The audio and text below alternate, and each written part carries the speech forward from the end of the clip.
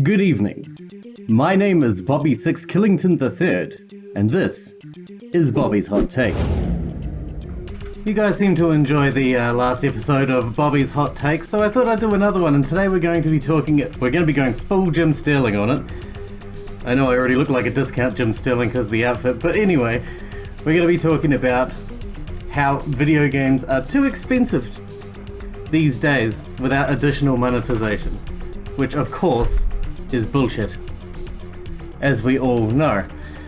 And I want to address why I believe it's bullshit. I do have some notes here, as I always do, but I do not have a script per se.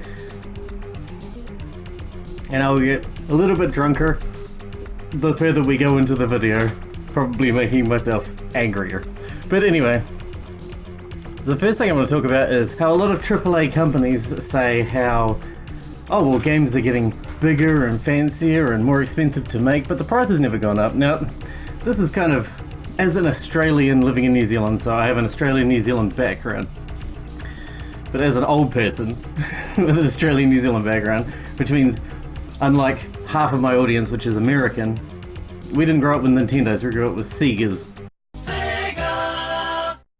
Segas here, and we call it Sega because of, I think it was a marketing fuck up, and they actually called it Sega on the ads on television. So everyone in New Zealand and Australia call it Sega now, even though it's Sega. Even though everybody knows it's Sega, we still call it Sega. Anyway, when I was a kid, brand new Sega games, in New Zealand dollars this is, were $40. $40. And then PS2 games was the first increase in price. They were $80, New Zealand dollars. And then the current pricing of modern AAA games became $120. That's what it is in our money. I know, ridiculous, right? In the PS3 and Xbox 360 era. And that's what it's been ever since. So it was only in that turn to that generation, whatever generation that counts as, I have no idea, that was when the price became what it is. So they have been putting up their price. I don't know where the fuck this we don't put up our prices but everything gets more expensive to make thing comes from. That brings me to my first point of, yes, games are more expensive to make, but largely it's your own fucking fault. Starting with, I don't understand why they, AAA games specifically, hire big name actors, movie actors, for voice actors, when they're so much more expensive than even hiring a veteran video game voice actor who would probably do a better job as well and cost a tenth of the price. Examples of that are Liam Neeson from Fallout 3, Kevin Spacey from Call of Duty Advanced Warfare, Kiefer Sutherland from Metal Gear Solid 5, Alan Page from Beyond Two Souls, etc, etc, etc. This has become a thing in the past 10 years. Why? Is this necessary? It's just throwing money away. But the main bugbear I really have is graphics. Now I'll start off with a quote from a great man. But I'm the guy who's always saying that a strict insistence on cutting-edge graphics for AAA games has proven detrimental to their depth and quality, so...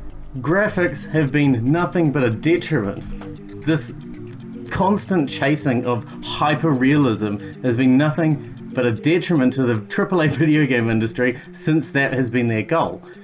For some reason, that is their goal. Nobody asked for this. Who asked for this? Who said, I need my games to be hyper-realistic?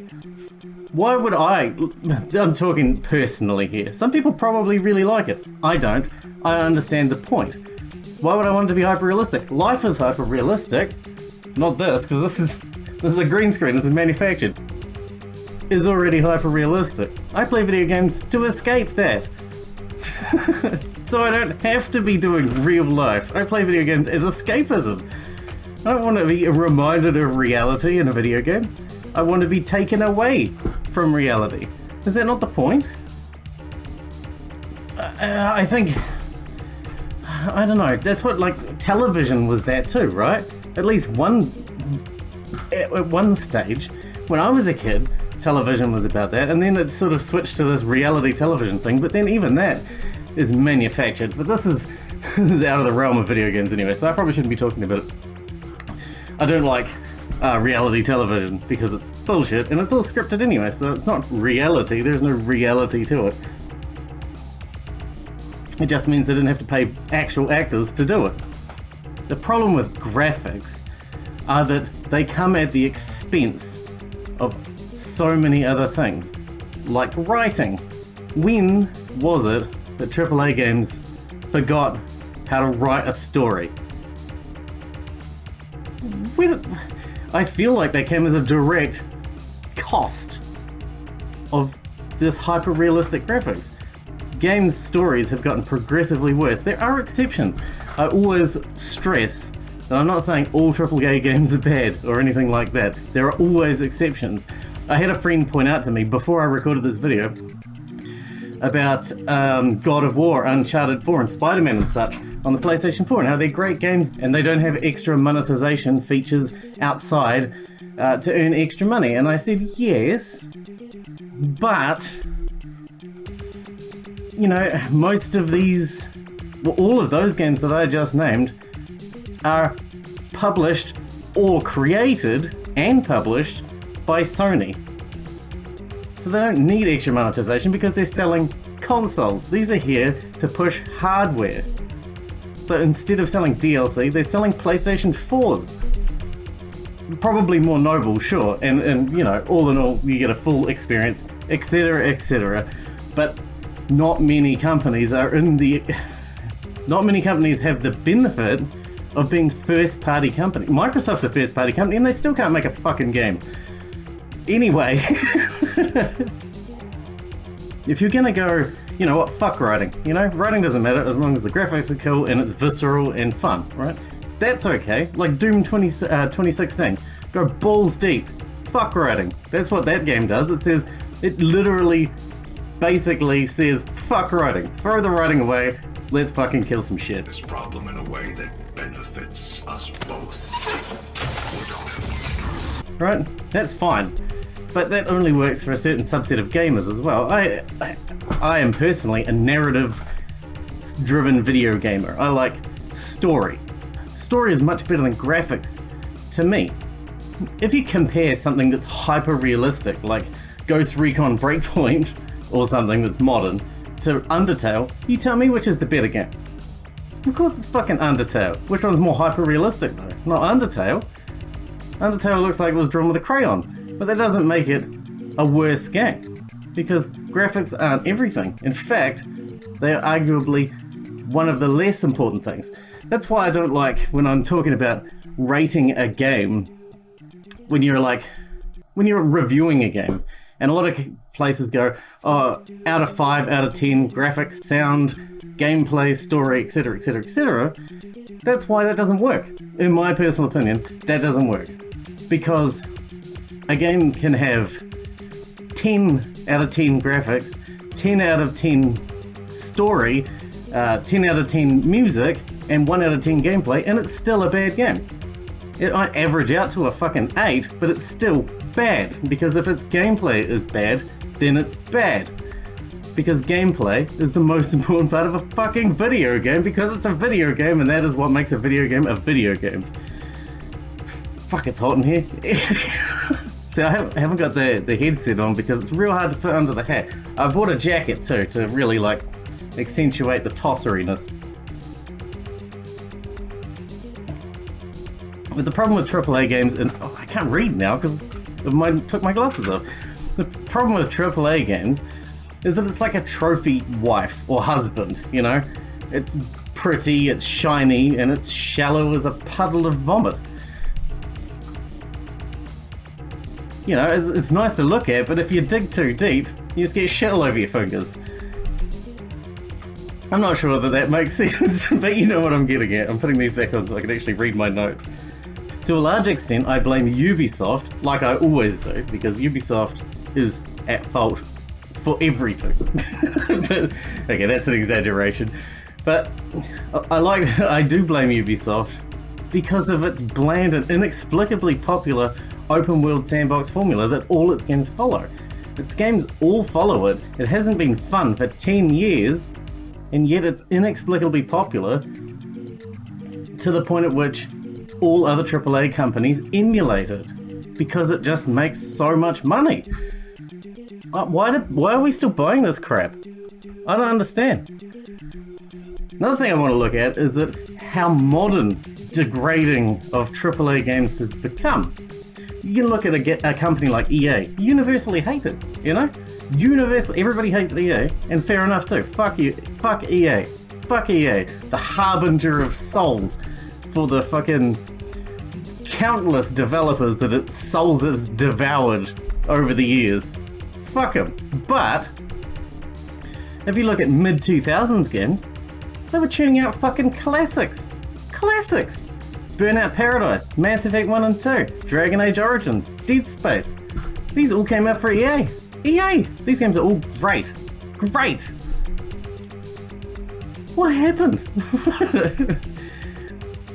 It's mind-boggling to think about that this has happened in such a short period of time. Even EA were churning out classic Kingdoms of Amalur. A great game. Not well remembered, but still great. And the other argument I make when it comes to graphics is what actually looks better? You know, hyper-realism like, you know, Ghost Recon or Battlefield 1 or something? Or Cuphead, or Hollow Knight, or Journey. These games look so much better. They're not hyper-realistic.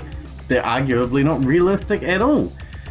Some of them are 2D, some of them are 3D. They're all aesthetically, stylistically pretty, beautiful. Journey is a beautiful game, a much more beautiful game than Battlefield 1 will ever be, regardless of which is more realistic. And what I think it comes down to, realistically, is the mismanagement of money. Executives. I've worked for a lot of executives in my time. I've always been middle management when I've worked somewhere, you know what I mean? So I've always worked under executives. And the first thing you learn about executives when you work under them is that they have absolutely no business skills whatsoever. It's mind-boggling. And this is the biggest problem because executives that don't play video games are making life or death decisions about the video games that their company makes that they don't understand or know anything about. And they're as capable of management as a bag full of tranquilized guinea pigs. My final argument is the executives that run these shows, like Andrew Wilson, like Bobby Kotick, these guys don't play video games. I promise that they don't play video. I've never met them, but they don't play video games. They don't understand video games, and they don't understand, more importantly, gamers. And if they don't understand us, then they don't understand what we want. They don't understand what makes a good game, because AAA companies just don't make good games anymore. You see the fall from grace of amazing developers of the past, like BioWare, right? I've talked about BioWare games already in this episode.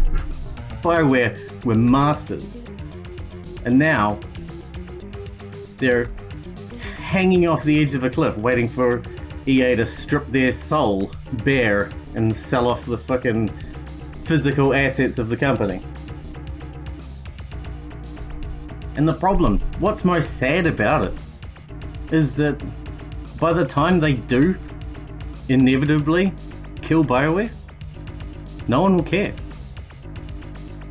They're already too far gone. I love BioWare games. But BioWare of the era when they made games that I loved, that BioWare doesn't exist anymore. That is not the BioWare that currently exists. What currently exists is churning out anthems. And I hate to think what the new Dragon Age is going to be like, but you know, Mass Effect Andromedas. And a final argument is they've got to stop hiring big name actors because that's a waste of money. They've got to stop chasing this hyper-realism thing because it wastes money and it doesn't look as good as something that's just aesthetically interesting or beautiful. And they need to hire gamers as their executives. Their executives need to be gamers. so they know what people want. Alright, that's it. I'm going to leave this one here because this got too real. For those of you that think hyperrealism is what we should be heading for, I guess we'll have to agree to disagree. I know a lot of people argue for, immersion. Hyperrealism adds to immersion. I guess that's true. But then again, I don't really hold any stock for VR tech either, which is really an immersion thing as well. So, I don't know. When I'm playing a game that's very, very good, I am always immersed. I don't need it to be hyper-realistic. I just need it to be absorbingly interesting. That's it. I'll leave it here. I hope you guys enjoyed it. Thanks for watching. Thanks for hanging out with me, and I'll see you in the next one.